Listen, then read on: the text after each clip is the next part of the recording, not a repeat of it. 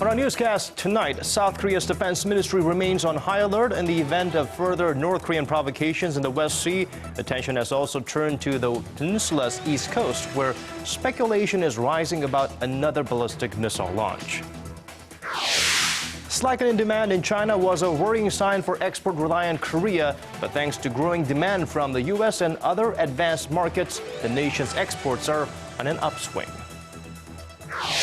It's been 10 years since Korea entered into its first free trade pact. The FTA with Chile paved the way for more. We turn to an expert for an in-depth analysis on the effects over the past decade. These stories and more coming up on Early Edition at 6.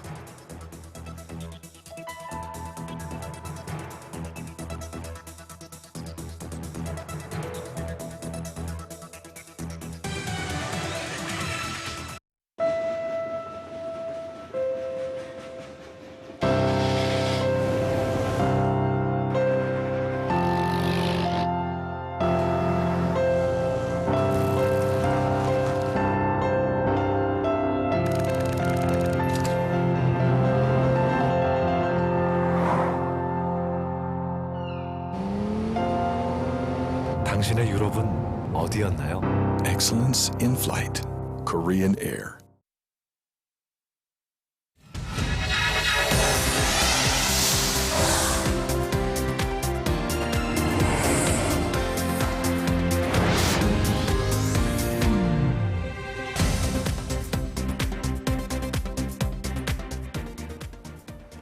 It is 6 a.m. in Santiago, Chile, 8 p.m. in Sydney, and 6 on a Tuesday evening here in Seoul. Welcome to Early Edition at 6. I'm Moon Gon-young. And I'm Daniel Che. Thank you for joining us. Now, less than a day has passed since the two Koreas peppered each other's territorial waters with artillery shells in the latest sign of rising inter-Korean tensions. The incident provided South Korea's defense ministry with its first opportunity to employ a new military rule that is based on the eye for an eye principle. Our defense ministry correspondent Kim Hyun-bin starts us off. South Korean Defense Ministry spokesperson Kim Min-seok in a press briefing on Tuesday said there are currently no signs that North Korea is preparing for any additional provocations. But he added that the South Korean military is ready just in case. We will retaliate if North Korea attacks again at an appropriate level to stop their provocations. The ministry says artillery rounds fired on Monday afternoon were from multiple rocket launchers, which lacked accuracy, especially compared to the precision of the K-9 self-propelled heavy artillery used by South Korea. Officials say that out of the 500 shells fired by the North during a live-fire military drill, around 100 fell almost 3.5 kilometers over the border in South Korean waters near Pyeongdo Island. South Korea military retaliated in line with a new rule of engagement that is based on the principle of taking an eye for an eye. In response to the 100 North Korean shells that landed south of the northern limit line, the South Korean military's response was threefold, with 300 K-9 self-propelled heavy artillery shells fired into North Korean waters. However, tensions may be on the rise, this time on the eastern coast of the peninsula. According to local media reports, citing an unidentified high-level government official, North Korea earlier issued a no-sail zone in the East Sea from Monday through Friday. That has raised speculation that Pyongyang might be gearing up for another ballistic missile launch. In another development, an unidentified unmanned aerial vehicle was found crashed on Pyeongdo Island on Monday afternoon, 1 hour after the two Koreas stopped exchanging fire. The South Korean military is investigating to determine where it came from and whether North Korea was involved. Kim Hyun-bin, Arirang News. So North Korea is once again finding itself on the receiving end of international criticism for firing all those artillery rounds into South Korean waters. The United States has slammed Pyongyang for its actions, and even North Korea's closest ally, China, has expressed its deep concern. Arirang News' Yoo Li-an has this report. The United States called North Korea's firing of around 100 artillery rounds into South Korean waters on Monday as dangerous and provocative, adding that Pyongyang's threats will only isolate the regime even further.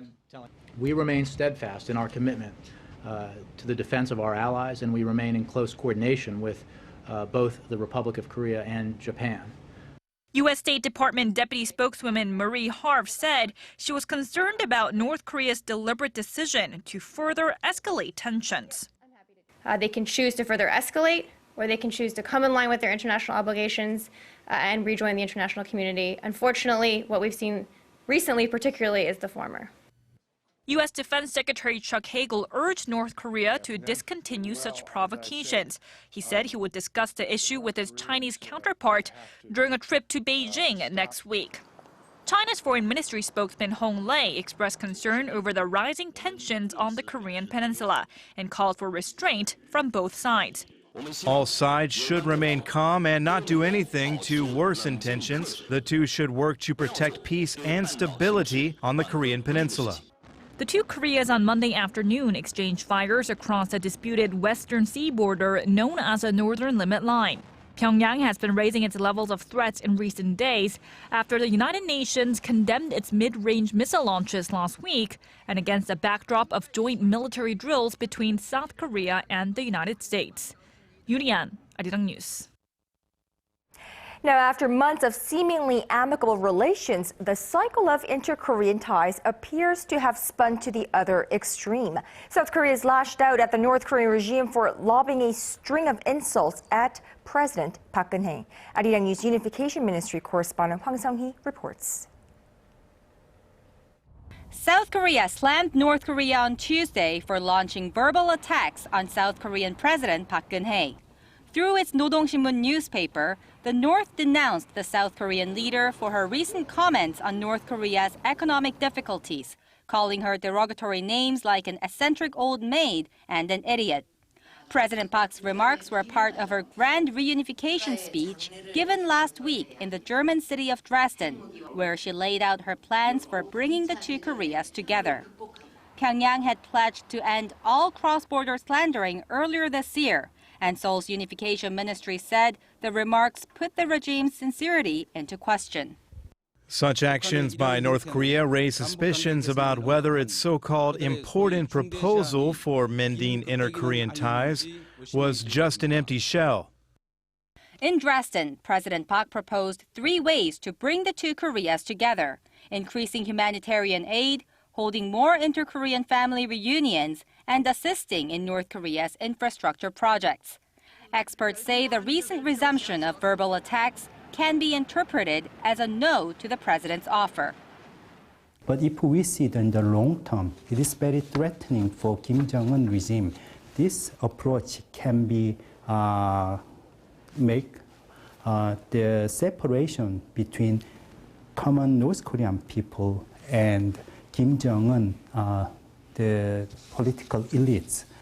One way to solve the latest escalation in inter-Korean tensions may be for the Koreas to hold another round of high-level talks, as they did in February. We should always talk and keep the communication channels open, if for nothing else, to test North Korea's intentions and to monitor for any signs of change and to look for opportunities. While talking things out may be the best way to solve a conflict, experts add that South Korea should not be naive about its partner's intentions. But dialogue may not be an option for now, as the South Korean government says it does not plan on engaging in high-level talks anytime soon. Hwang Sung-hee, Arirang News. We shift our focus away from North Korea for a change. Some encouraging signs that the Korean economy is picking up steam on growing global demand. The nation's exports rose to their second highest mark on record in March. Our Hwang Ji-hye has the details. The export-reliant Korean economy is gaining momentum toward a stronger recovery as advanced nations boosted consumption of Korean products last month. Korea's trade ministry said Tuesday that the nation's exports rose 5.2% in March from the same period a year earlier to over $49 billion. That is the second highest mark on record and faster growth compared to a 1.5% rise in February. Exports to the U.S. jumped 17% in March from the previous year, while those to the European Union rose 15%. Korea's exports to the U.S. in particular slowed in the first 2 months of the year due to harsh winter weather, with the rate of increase remaining in the single figures. The world economy is on the recovery and the momentum is getting stronger. So the second half of this year, the export of South Korea is expected to go faster. Still, experts add that the slowing Chinese economy and the impact of the slowdown on global financial markets could cloud the positive outlook. By-product mobile communication devices such as handsets soared over 30%, with shipments of automobiles rising 16%. Korea's imports, meanwhile, reached $45 billion last month, up 3.6% from the previous year, helped by an increase in purchases of consumer goods. The trade surplus came to around $4.2 billion. Hwang Sung-hee, Arirang News. Retailers in Korea are feeling better about the pace of the nation's economic recovery. Business sentiment among them for the coming months has hit a near 3-year high. According to Korea's Chamber of Commerce and the Trade Ministry, the country's business survey index for the second quarter jumped to 113. That's up 9 points from 3 months ago to its highest level since the third quarter of 2011. A reading above the benchmark 100 means that optimists outnumber pessimists. The index has been on the rise for 4 consecutive quarters now. Improved conditions were projected across the board, especially in the semiconductor and machinery sector.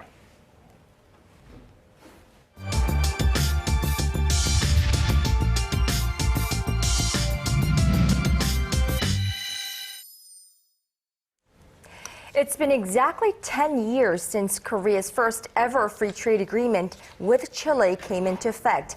Korea's auto industry has benefited the most from the country's FTAs. 10 years. The nation's farmers, however, are less satisfied with the trade deals. Our Na Yeon-kyung has the details. The trade volume between Korea and Chile has jumped 4.5 times to more than $7 billion over the past 10 years. Exports grew from $500 million to $2.5 billion, while imports more than quadrupled to $4.7 billion, according to the Korea Customs Service. Given that Korea's overall trade volume increased about threefold in the same period, experts say the trade sector has without question benefited from the Korea-Chile FTA.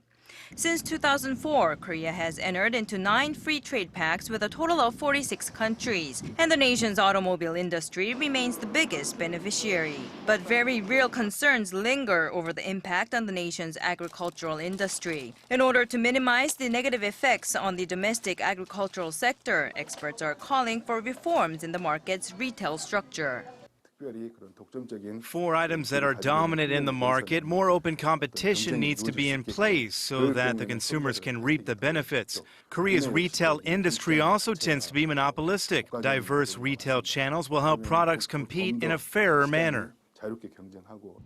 Questions over whether the nation's small and mid-sized firms have seen any benefits also remain. A survey conducted by the Korea International Trade Association shows that although 60% of the nation's SMEs with sales of less than $9.3 million utilized the FTAs, nearly half felt that the trade deals had not helped them in any way. Trade officials have called for more detailed and customized information to be readily available to the SMEs so that they can strategize and pave themselves an easier path into the overseas market. Na Yeon-kyung, Arirang News. So, 10 years ago today, Korea's very first free trade agreement with another country went into effect. The Korea-Chile FTA took effect in April 2004. Over the past decade, Korea has signed many more free trade pacts and now is among the world's leaders in tearing down trade barriers with other economies. Well, marking the anniversary, we would like to dedicate some time to assess Korea's FTA with Chile as well as those it signed into with other countries. And to do that, we have live in the studio Dr. Kim In-chul, Professor of International Economics at Sungkyunkwan University. Dr. Kim, thank you for coming back. Thanks for having me. Now, Dr. Kim, let's start with your assessment of Korea's free trade agreement with Chile. How has it impacted the Korean economy as well as the trade in the last 10 years? All right. Korea rather belatedly opened its new era of FTA by implementing the FTA with Chile 10 years ago. Until the end of the 1990s, Korea had insisted on, having or interested in the multilateral agreement, while paying very little attention to bilateral. And some of the people, Koreans, had some xenophobia, afraid, of foreign investors. But as they opened the FTA relationship or implementing it with Chile, things become very different. And my assessment of the performance of the FTA with Chile is that it is quite a success story, because for one thing, it has not done much harm to the Korean farms. Take grapes, for example. Their peak season and our peak season are different.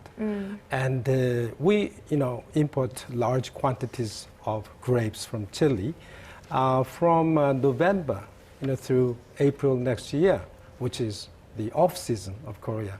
And their grapes cannot compete with, our fresh grapes during our peak season. They're different. Yes. Oh yeah, but different tastes. But we, mostly import the grapes from Chile during the off-season. So that would, satisfy the Korean customers. Of course, some producers, were afraid, but see, even before establishing the FTA with Chile, of course, Korean farmers had a strong fear that, with the FTA, they would expect massive imports of agricultural products from Chile. But it didn't happen because of the long distance between the two countries. Chile is almost exactly the other side of this planet. So the heavy transportation costs would prevent the massive imports of agricultural products from occurring. And the reason why I say it is success story is that because in terms of the trade volume, it has expanded a lot. During say the 10-year period, comparing to 2004 and 2013, the volume has increased by more than 4.5% times, and we have exported a lot of cars and smartphones and other electronic appliances. So in terms of production, export, and then in employment, it's done a good job. Nearly a five-fold increase there in terms of trade volume between the two countries. Yeah, obviously, an expansion of trade, is involved in lots of work and production. Well, it's been 10 years, a lot of changes, a lot of fears have been subsided, thankfully, and many more trade pacts have been signed. What can we see in terms of what we've gained, what we've lost, in terms of the effects of all these trade pacts that's been signed? First of all, let's take a look at the Korean economy's exporters. Yeah, exporters, we mostly export the manufactured, goods and products. We have quite a strong comparative advantage in, making cars and passenger cars in particular, and the diesel engine vehicles. And at the same time, yes, we should, be able to get rid of some, impediments, overcoming the weaknesses in our, agriculture and the livestock and, other areas. But for exporters, as we establish with the open, implement the FTA with the other countries, it's all going to be beneficial to Korea. What about imports? Would you say that the benefits of cheaper import items the effects have trickled down to the average consumer's level, so that we average Koreans can feel the FTA in the works? Yeah, given the same quality, cheaper prices or low price items would be beneficial to Korean consumers. The consumers can enjoy the inexpensive goods, and at the same time, the consumers can enjoy the increase in real income because they can save, some of the income which would have been spent in, buying the products. And not only that, the more countries producing the items, the lowest possible, cost of prices, the lower prices worldwide. So they are the ones who, which contribute to the low prices, the low inflation, of the world economy. Surely. Yeah. Well, Dr. Kim, could you point it to us quickly because we are running out of time? What are the benefits of becoming such a trade-friendly country, and of course your forecast for Korea's FTAs in the future? Well, the FTA with China is underway. Negotiations are going on, and for China, of course, we would be weak in an agricultural sector, relative to China's, But they do. China is a country with a huge population, and they have different income classes.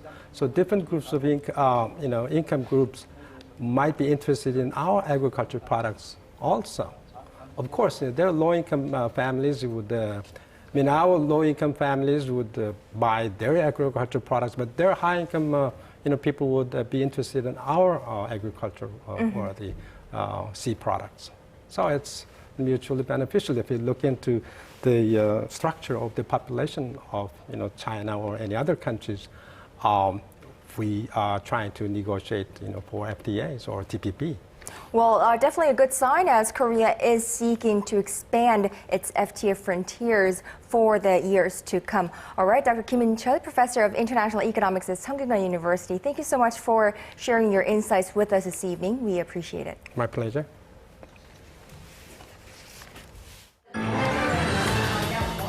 We apologize. We're all destroyed. Digging deeper, getting to the bottom of stories that impact your life. Talking with you on air and online, connecting you with experts on the world's most pressing issues. News and current affairs at its best, with Moon Gon-young and Daniel Che on Early Edition at 6. Proposal for talks on holding regular reunions for families separated by the Korean War. Their reason. There is still room for the central bank to help the economy. That's according to the U.S. Federal Reserve Chair Janet Yellen on Monday. Well, Yellen offered a passionate defense of Fed's easy money policies, making clear the struggling U.S. job market will continue to need the help of low interest rates for some time to come. Arirang's Kim Hyung-gil has more on the new Fed chief's remarks that calmed investors on the trading floor. In her first public speech since becoming Fed chair 2 months ago, Janet Yellen cited the struggles of 3 American workers to back up the central bank's policies of low interest rates and continued bond buying. She said considerable slack still exists in the job market, a sign that further monetary stimulus can still be effective. I think this extraordinary commitment is still needed and will be for some time. And I believe this view is widely shared by my fellow policymakers at the Fed. The Fed has held interest rates near zero for more than 5 years now. The central bank says it will keep rates there for a considerable time even after it ends its bond buying program, which is on course to be wound down later this year. Yellen said the U.S. economy remains well short of the Fed's goals of maximum sustainable employment. I believe the Fed's policies will continue to help sustain progress in the job market. But the scars from the Great Recession remain, and reaching our goals will take time. U.S. stocks rose on Monday, with the Standard & Poor's 500 ending March with moderate gains. Yellen's remarks calmed investors, many of whom had grown anxious the Fed might raise short-term rates by mid-2015. Kim Hyung-gil, Arirang News. Plans to put up a statue honoring covered women in an Australian city are gaining traction, but the Japanese government is trying to throw up roadblocks. A spokesman for the Japanese embassy in Australia told the Sydney Morning Herald that plans by Korean and Chinese communities to commission the statue are misguided. The statue would honor women forced into sexual slavery by the Japanese military during World War II. The community is expected to submit a request to establish the statue to the Strathfield City Council Tuesday.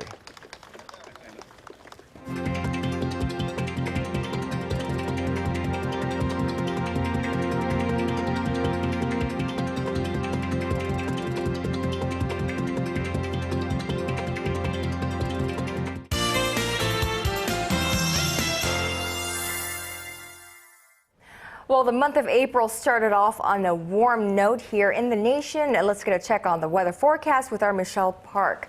Michelle. Good evening, guys, and happy April Fool's Day. Now, comparing the temperature averages over the recent years, we're warming up more quickly than normal. Well, which is fine by me, but I'm guessing climate change may have something to do with it, right? Right, Daniel. The warmer weather is nice, but meteorologists point out that the change will have a major effect on the peninsula. An increase in temperature by just a few degrees will have a negative impact on the agriculture industry. Now, looking to the more immediate future now, tomorrow we can expect another unseasonably warm day. However, after the rain in some regions on Thursday, we can expect the temperatures to recover to its normal state. Now, going over to our temperature readings, so our tops out at 9 degrees in the morning and gets up to 23 in the afternoon. Meanwhile, the southern cities such as Daegu and Busan will peak up to 23 and 20 degrees.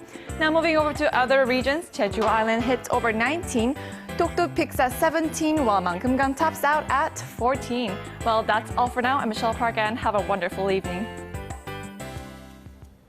Thank you for that, Michelle. And that brings us to the end of our newscast. Thank you for watching. For our viewers in Korea, have a wonderful rest of the evening. And a great start of the day to those of you in other parts of the world. This has been Daniel Che. And I'm Moon Gun-young, and we hope to see you right back here same time tomorrow. Bye-bye.